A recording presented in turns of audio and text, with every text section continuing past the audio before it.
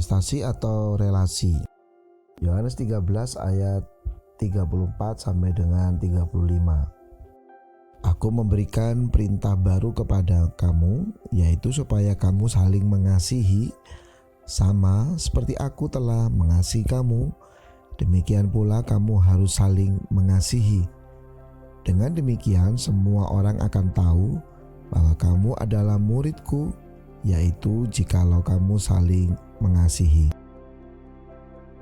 Saat ini, di tengah era kehidupan yang menuntut banyak kemampuan, kompetensi, persaingan, maka manusia dituntut untuk berprestasi agar memenangkan kompetisi-kompetisi kehidupan ini.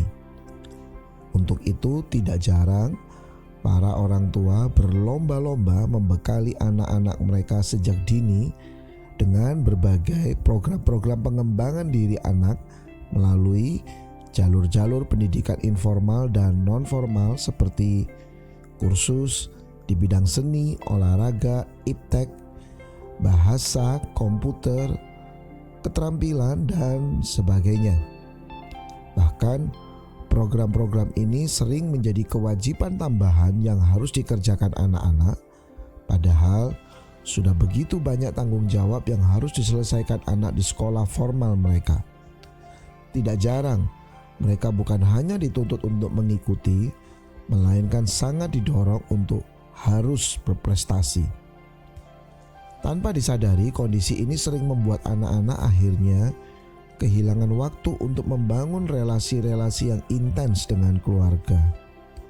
Apalagi hal ini makin diperburuk juga dengan kondisi kedua orang tua yang karena berbagai alasan menuntut mereka untuk bekerja dan tidak jarang baru pulang agak larut dengan kondisi fisik dan emosional yang sudah lelah dari kantor. Akibatnya, relasi-relasi sosial, emosi yang seharusnya dekat di dalam keluarga jadi begitu kering, kaku, bahkan tidak jarang justru kerap berujung pertengkaran atau sebaliknya justru saling acuh.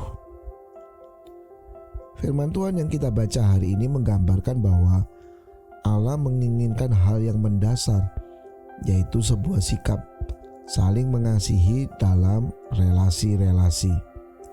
Bahkan relasi penuh kasih ini digambarkan menjadi ciri murid-murid Kristus.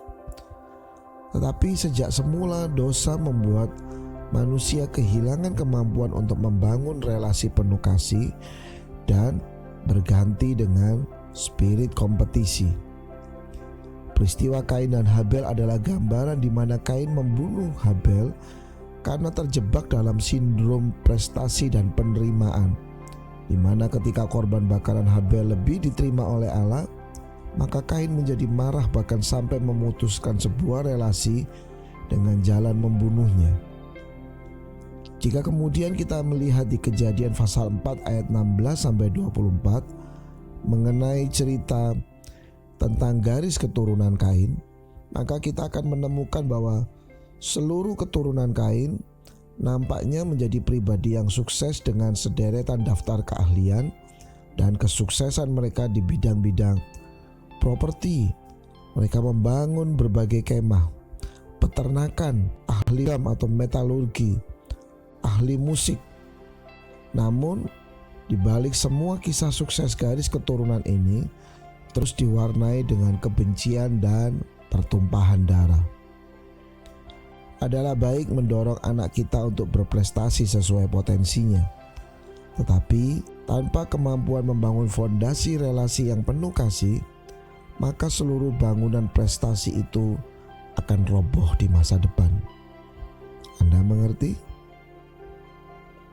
Tanpa relasi yang positif, maka prestasi akan menjadi tak berarti.